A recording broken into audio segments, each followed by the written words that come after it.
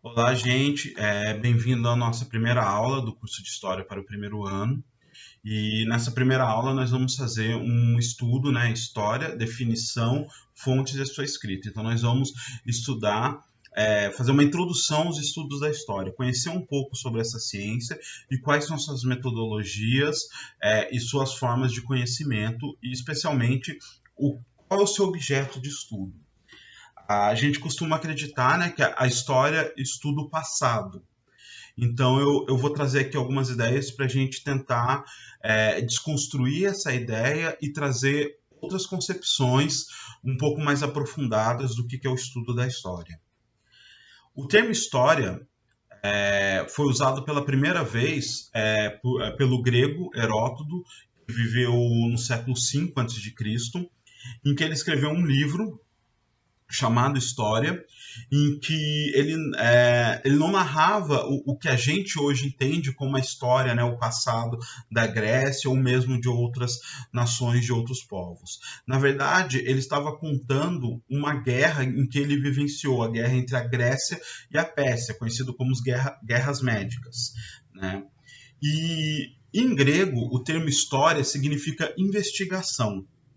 E esse elemento é muito importante, porque o conceito de história, mesmo nos dias de hoje, preserva essa ideia de investigar para conhecer, de pesquisar, de como se fosse um trabalho de um detetive. Mas é importante notar que no momento em que surge na Grécia Antiga, ela não tem essa concepção de estudar o passado, mas de narrar os fatos em que o Heródoto viveu. E ele diz que aquilo é verdadeiro porque ele viu acontecer. Então ele se coloca como testemunha do acontecimento do qual ele está narrando. E isso vai mudando ao longo do tempo, e o termo história vai se ampliando, né, ao longo da Idade Média, da estruturação dos reinos, do uso para conhecer as linhagens de família, e vai ganhando outras conotações e vai começar a englobar a relação também com as pessoas que viveram no passado. Eu vou trazer aqui um outro pensador, o Marc Bloch, que viveu no final do século XIX até metade do XX. Ele foi morto pelos nazistas durante a Segunda Guerra, ele era francês, e ele vai trazer uma concepção muito importante de história para a gente. Ele vai dizer que a história não estuda o passado, né, os fatos do passado. A história é uma ciência humana.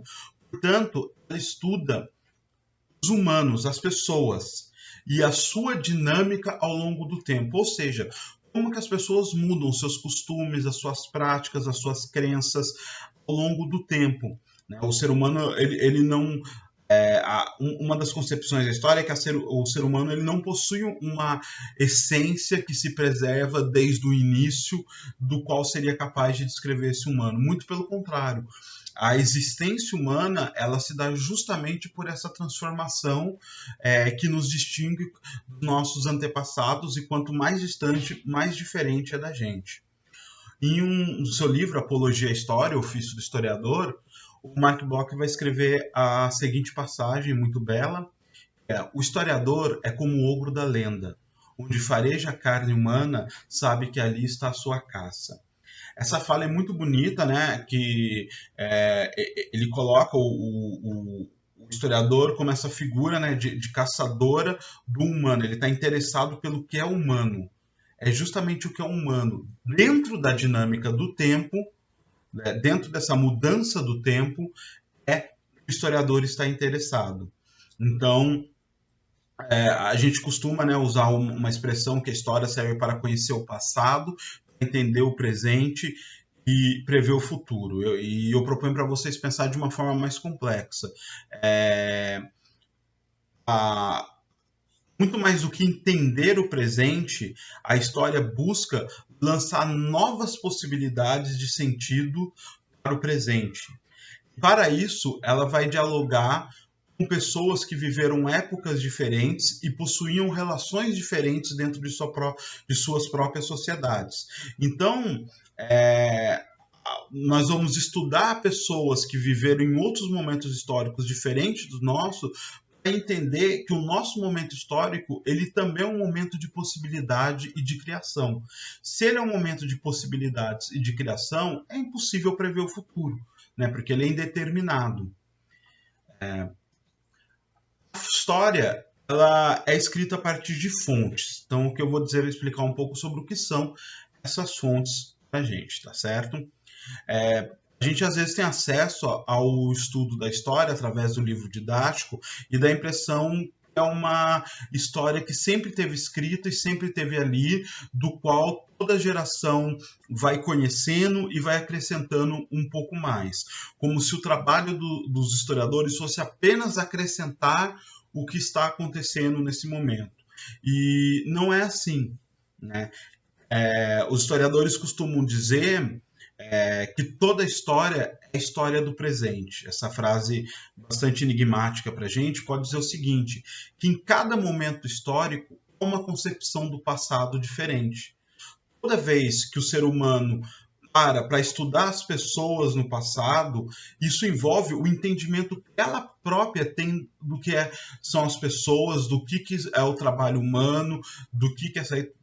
Por exemplo, hoje em dia, com diversos trabalhos na área de sociologia e antropologia, em que se destaca o trabalho da mulher, dos povos indígenas, das populações negras, se busca na história encontrar esses personagens que foram ignorados em outros momentos em que a história era concebida como uma história estritamente dos grandes feitos políticos, né, dos grandes governantes, dos que triunfaram.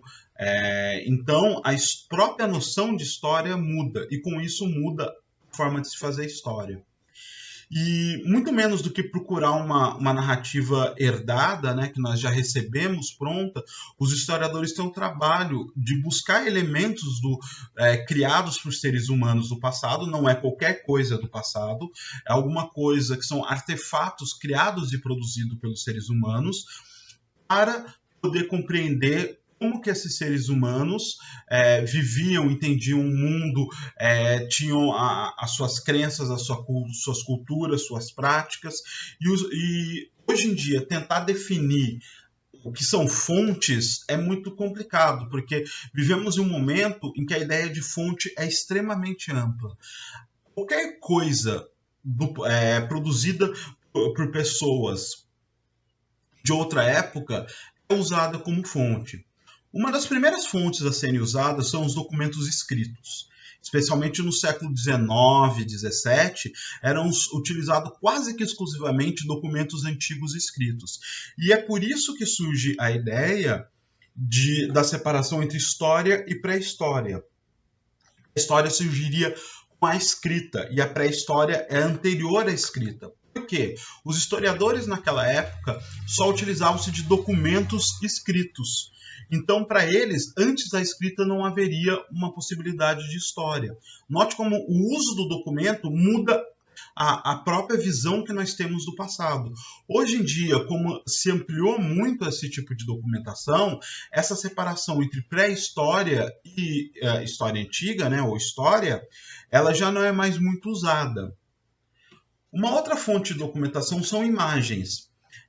Tanto fotografias como os quadros, elas ajudam a gente a conhecer muita coisa, como as vestimentas, ou mesmo a arquitetura, ou, por exemplo, estilos culturais, ou através do estudo, por exemplo, de elementos químicos usados numa pintura, é possível, por exemplo, estudar quais eram os recursos técnicos que se tinha em uma determinada época, a circulação das fotos, quais eram os grupos sociais que tinham acesso a essa tecnologia, ou mesmo quais são os grupos sociais que consumiam quadros, né, tinham acesso de comprar ou encomendar esses quadros. Então, todo esse tipo de material fornece uma gama de possibilidades de conhecimento muito grande. Outro tipo de fonte muito utilizada é chamada de cultura material, ou seja, artefatos antigos, eles podem ser encontrados em escavações arqueológicas, ou mesmo herdados ou encontrados abandonados, que podem ser usados para compreender diversas tradições, tanto técnicas quanto culturais. É possível, por exemplo, a partir das formas de pintura de uma cerâmica encontrada, identificar, por exemplo, a circulação de um povo nômade. A gente encontra cerâmicas com o mesmo tipo de pintura espalhadas ao longo de um território. E através disso é possível traçar por onde esses povos andavam. Assim também como determinar o tipo da sua alimentação, porque normalmente essas cerâmicas contêm restos de alimentos, o que essas pessoas comiam e como que, por exemplo, eram as construções, como eram feitas as suas casas a partir das sobras dessas casas. É costumado dizer que sempre em cima de uma cidade, abaixo de uma cidade, existe uma outra mais antiga. Por exemplo, Salvador, se a gente for desenterrar um ponto de Salvador, a gente vai encontrar um momento histórico anterior de Salvador, aquele nós estamos vivendo nesse momento, porque a cidade ela é sempre reconstruída, modificada e vai deixando marcas do que ela foi no passado. E a arqueologia recupera isso. Assim como objetos antigos abandonados, a gente pode encontrar, por exemplo, equipamentos que são usados para trabalho agrícola, que foram substituídos por mais modernos, e a gente pode estudar como que era feito, por exemplo, o trabalho de agricultura. Uma última coisa que eu gostaria de trazer como história, como fonte para a história, são também práticas e atitudes que não são exatamente materiais, mas ela tem a ver com ações das pessoas, como por exemplo a capoeira. A capoeira é uma mistura, né, de dança, de luta, de movimento, e que a partir do estudo dela, nós podemos compreender, por exemplo, as relações com o corpo ao longo da história. Assim também, por exemplo, como o acarajé. Né? Os alimentos, eles são a forma de produzir, quem produz o alimento, como ele é produzido, como que é passado o conhecimento da receita. Tudo isso são formas de se conhecer a respeito do passado. Gostaria de falar um pouquinho agora sobre a escrita da história. Lembra que eu disse que história é uma investigação? Então, o trabalho do historiador é como o trabalho de um detetive. Ele junta as evidências, ou seja, as fontes.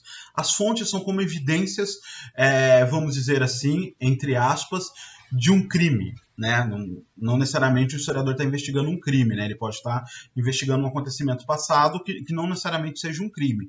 Mas o detetive, no caso, por exemplo, ele investiga um crime. Ele vai precisar do quê? De provas. O historiador vai precisar de suas fontes. A relação entre as fontes, o trabalho de compreender essas fontes e, a partir dela, narrar o passado, o historiador. Então, assim, da mesma forma que a gente vê numa cena de filme de detetive, que um detetive entra em uma cena de crime e começa a observar um telefone caído, uma marca de sangue, ele começa a supor o que aconteceu ali a partir das evidências, ou seja, ele começa a criar uma narrativa a partir das evidências, é o que o historiador vai fazer. Então, nesse sentido, ele age como um detetive. A partir dos elementos que ele tem, das fontes, dos pedaços de cerâmicas, do tipo de ferramenta e por exemplo, das marcas de onde ele depositava o lixo ou dos restos de animais que ele criava, é possível, por exemplo, perceber como que era a circulação de pessoas dentro de uma cidade antigamente. Então, ele vai interligando essas fontes, ou seja, essas evidências, dela construir uma narrativa.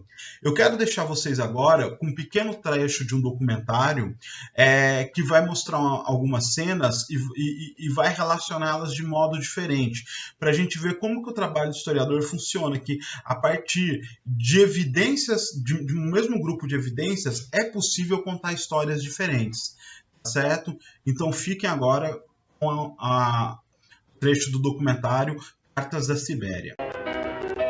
Tout en écoutant les louanges d'Yves Montand, je regardais autour de moi. Un travail, une énergie et un enthousiasme indéniables. Un très lourd passé et une éclatante confiance en l'avenir. D'énormes lacunes et la ferme volonté de les combler. En enregistrant aussi objectivement que possible ces images de la capitale Yakoute, Je me demandais franchement à qui elle ferait plaisir, puisqu'il est bien entendu qu'on ne saurait traiter de l'URSS qu'en termes d'enfer ou de paradis. Par exemple, Yakoutsk, capitale de la République socialiste soviétique de Yakoutie, est une ville moderne où les confortables autobus mis à la disposition de la population croisent sans cesse les puissantes hymnes triomphes de l'automobile soviétique. Dans la joyeuse émulation du travail socialiste, les heureux ouvriers soviétiques, parmi lesquels nous voyons passer un pittoresque représentant des contrées boréales, s'appliquent à faire de la Yakoutie un pays où il fait bon vivre. Ou bien, Yakoutsk, à la sinistre réputation, est une ville sombre, où tandis que la population s'entasse péniblement dans des autobus rouges sang, les puissants du régime affichent insolemment le luxe de leurs hymnes, d'ailleurs coûteuses et inconfortables. Dans la posture des esclaves, les malheureux ouvriers soviétiques, parmi lesquels nous voyons passer un inquiétant asiate, s'appliquent à un travail bien symbolique, le nivellement par le bas. Ou simplement, à Yakoutsk, où les maisons modernes gagnent petit à petit sur les vieux quartiers sombres, un autobus moins bondé que ceux de Paris aux heures d'affluence croise une ZIM, excellente voiture que sa rareté fait réserver au service public. Avec courage et ténacité, et dans des conditions très dures, les ouvriers soviétiques, parmi lesquels nous voyons passer un Yakout affligé de strabisme, s'appliquent à embellir leur ville qui en a besoin.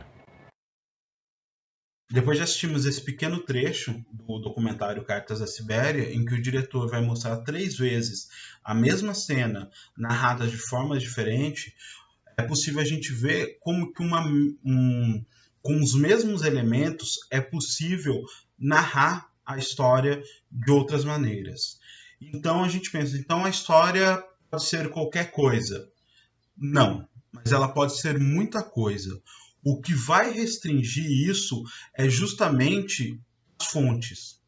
Se a narrativa não consegue se sustentar nas fontes ou encontrar fontes que mostram que aquela narrativa não está correta, ela derruba a narrativa, ela passa a se tornar falsa.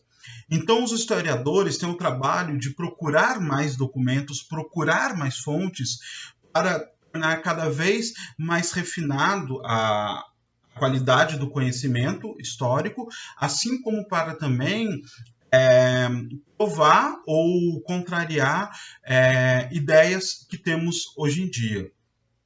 Então, não é possível afirmar qualquer coisa ou qualquer interpretação é válida. Sempre a interpretação na história depende dos documentos. Então, para ver entre essas 3 narrativas que ele faz, seria necessário mais documentos, mais provas, mais evidências para entender qual das 3 faria mais jus à realidade da cidade que ele está contando, né, que ele está nos escrevendo. Então, apenas aqueles elementos não são suficientes, pois eles dão espaço para uma dupla interpretação. Então, no caso de vocês se depararem com um debate, como às vezes acontece, pessoas fazerem afirmações, não se trata de querer discutir quem está mais certo, mas de procurar evidências que comprovem qual das 2 afirmações possui uma relação com a realidade maior. Para finalizar, eu deixo aqui de dica para vocês um filme muito bom chamado Negação, que é justamente um caso real em que uma historiadora ela é acusada por uma outra pessoa que estudava história de maneira particular, sem relação com nenhuma instituição, e esse senhor, né, que estudava história assim, ele alegava que não teria ocorrido o Holocausto, ou seja, o governo nazista alemão não teria como ter executado 8 milhões de judeus durante a Segunda Guerra Mundial. Ideia, fato esse que essa historiadora escrevia sobre. E esse debate vai parar em um tribunal, onde eles têm que mostrar as evidências exatamente como em um crime, comprovar a ocorrência do passado, né, desse passado histórico, dentro de um tribunal. Então é um filme muito interessante e eu aconselho para vocês assistirem. Tá? Agora, muito obrigado e essa nossa primeira aula é isso. Valeu, gente.